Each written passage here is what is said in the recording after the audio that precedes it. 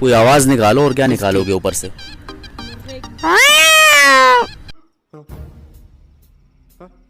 ये क्या चीज है? ये तो बिल्ली थी ना जी, लड़ रहे हैं आपस में। हाँ, आपस में लड़ रहे हैं। लड़वा।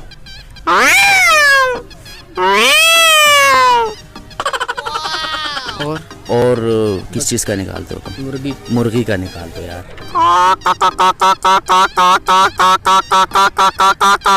ये तो वो मुर्गी को जब अंडा आ जाता है ना, फिर वो ऐसा आवाज निकालते हैं। अंडा आया हुआ है क्या आपको? नहीं, तो फिर क्यों निकाल रहे हो ये आवाज? मुर्गी की आवाज है ना। अच्छा, मुर्गी की। और किसकी? और बकरी। बकरी? बकरा है ये? हाँ बकरी सुना। नहीं, बकरे वाली। बकरे वाली। अच्छा।